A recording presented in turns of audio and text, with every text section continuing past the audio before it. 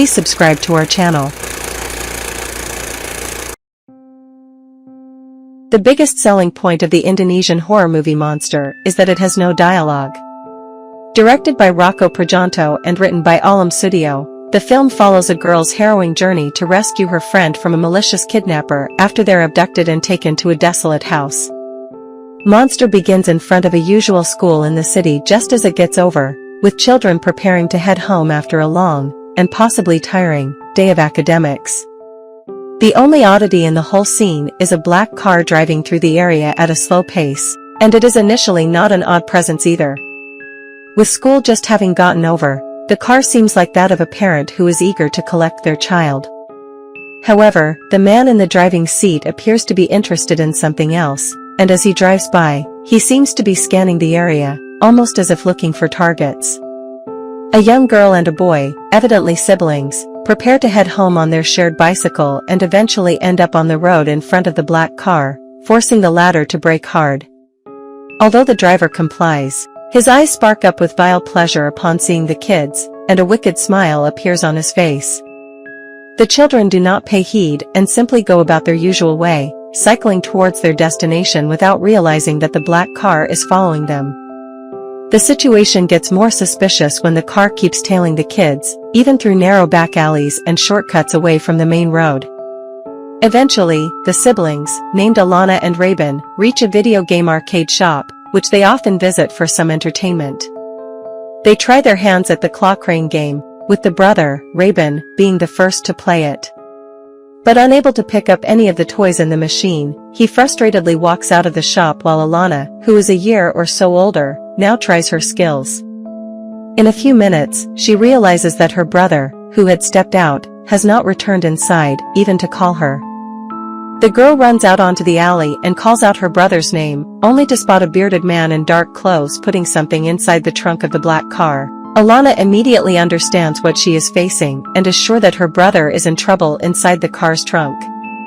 Before she can exit the alley or scream for help, though, the man runs towards her and takes her captive as well, putting her inside the same trunk. Although the kids try to shout for help throughout the entire journey, their hands, legs, and mouths being tied with tape makes it almost impossible. Some time later, the car finally arrives at a house, possibly on the outskirts of the city, and the bearded man carries away Rabin first, leaving Akana in the trunk. When Akana bravely manages to cut open the ties on her hands and mouth, she can finally make a desperate plan of escape, but only after she can rescue her brother. In some ways, Monster has a sort of video game appeal, where the protagonist is stuck inside a small, enclosed area, the house, from where she has to escape all while avoiding the kidnapper. Throughout this process, little Akana also explores the house, entering some of the rooms in a desperate attempt to find some means of escape, and it is in this manner that the viewers are given some background information about the whole scenario. The kidnapper is a man named Jack, who seems to be working with a bigger group, while another woman named Myrnie, possibly his lover, is his closest associate. Jack and Myrnie stay at the same house and share the responsibilities associated with their criminal enterprise. It can be guessed that while Jack handles most of the work inside the house, along with bringing their victims to the place, Myrnie is more involved with the business responsibilities in the outside world. Right after dragging young Rabin into a small room on the first floor of the house, Jack takes a few photographs of him, which is evident from the flashes seen from outside the closed door. These photos can be used for two distinct reasons, either to keep track of the victims that they kidnap and harm in the house, and so, in a sense, a perverted record of their misdeeds, or to show some clients how their latest victims look. Jack and Myrnie are involved in a series of horrific crimes against children, and it is very possible that child trafficking is on the list. They seem to have ties with gangs that sell off children, and the initial photographs are probably for this very purpose. Later on in the film, Akana finds a stack of photos of children in the house, all of whom had been victims of the couple, and this further proves their perverse nature of keeping a record for themselves. While exploring the house, Akana enters a room that has a camera set on a tripod in front of a bed, which is set up with some aesthetic lights and backgrounds. It is very evident from the setting that the couple runs a child pornography ring as well, and this specific room is used for that very purpose. Whether they are the ones running the whole crime or whether they have ties with other people, and to what extent these ties are, have not been explained in the film. However, it is clear that extortion and possibly films of torture are also part of their business. While it is possible that the couple sometimes targets adult women and men as well, with regards to the pornography ring, this is not suggested by the film, as all the victims seen are children. Therefore, Jack, being a perverted man with the most vile desires, is confirmed. In many cases, if not all, the children die from all the torture and exertion that they have to face at the hands of the monsters in human form, and the couple has set up a business in this regard as well. Alana is shocked to find the body of a young boy stowed away under the bed in the room with the camera. She then watches with horror as Jack takes away the boy and literally grinds up his body, chopping off pieces from it. It is to be noted in this regard that the body of the boy can be seen moving ever so slightly as it breathes in the scene where Alana hides beside it under the bed. Whether this is a mistake on the part of the young actor playing the part or whether the film wants to suggest that the boy is still alive and has been heavily drugged at the moment is unclear. Either way, Jack makes use of these bodies by chopping them up and packing them neatly inside a cold storage box.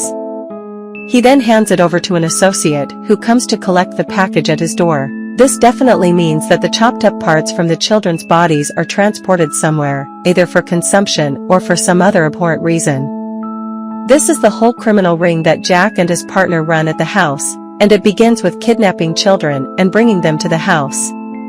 He then gives the child something to eat, which is heavily mixed with drugs, as Rabin is given a few donuts. The drugs make the child lose consciousness, during which time the videos are shot and some more photos are taken. Jack then kills the child and extracts meat from their body, which is then delivered to some other criminals. A slight loophole in the plot might be the fact that he leaves Alana in the trunk of his car for so long, as that might hurt the child, which he probably would not want for the sake of his business. But then he is also probably unsure as to whether he can handle two children at the same time, and perhaps he waits for Murney to return home instead. Another reason why he does not bring Alana into the house for all this while might also be that the whole operation, beginning with the drugging and ending with the transportation of the meat, has to be carried out with precise timing, which is why Jack puts on a stopwatch timer. In that case, the man who comes to the house with the cold storage box surely drives down to the place only once a day, and so Alana is technically kept away for the next day. A significant characteristic of Monster is the fact that it is made almost entirely without any dialogue, with the only exception of some characters sometimes calling out the names of others. For the most part, though, there are no dialogues in the whole film, and the biggest reason for this seems to be that there is simply no need for words to be spoken. The plot and the overall setting are quite usual and common, and the makers of Monster acknowledge that as well. When a child is kidnapped and kept hostage at a place, the conversations associated with such a situation are very obvious. The siblings, Alana and Rabin, are too shocked to have any conversation with each other when they finally reunite.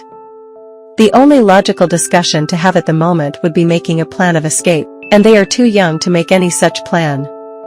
Neither Jack nor Murney need to threaten the children or call up anyone else, like in the case of a ransom demand, since their intention is to torture and kill them. There are a few moments, like when the policeman reaches the house to investigate the emergency call, when the film intentionally mutes out the dialogue with loud sounds from the surroundings, like the TV playing loudly. This is done to not only build the intensity, but also to give a feeling of relevance with regards to the characters we see on the screen and root for. The decision to have the entire plot play out without any dialogue also gives Monster a universal appeal in some senses, for the plot about the dangers of two innocent children can really take place in any corner of the modern violent world. In this respect, the decision truly pays dividends for the work and makes it way more enjoyable than any usual presentation. Since the story in Monster is not necessarily unique, it is almost predictable that the children will manage to survive, and the only drama is with regards to how this will take place. During the first half of the film, little Alana manages to stab and kill Jack with a knife in the kitchen, which is a great but guilt-ridden triumph for her. However, this also leads to her having to hide the body from Murney, who reaches the house in some time. Therefore, the young protagonist has to face off against a villain again, all by herself, and her success in knocking Murney out for some time helps a great deal. In Monster's ending, Alana is able to reunite with her brother, and she uses the chainsaw to break his shackles. She and Rabin then run out of the house and attempt to ride a bicycle away from the area, all while being chased by an injured Murney. The chase continues till the next dawn when the sunlight has already filled the sky, and the woman makes one last attempt to kill the kids with an axe, only to be shot dead by the police. The police department must have noticed how their officer had not returned from the visit to the house on the previous night, as he had been killed by Murney. Therefore, they arrived at the place as soon as possible and luckily managed to find the children before they could be hurt any further. At the end of Monster, Alana and Rabin are able to escape their kidnappers successfully and are rescued by the police, with the certainty that they will soon be reunited with their parents. So that's Monster film summary and ending explained. I hope you like this video. Please leave a comment and subscribe to this channel. See you in another video. Bye.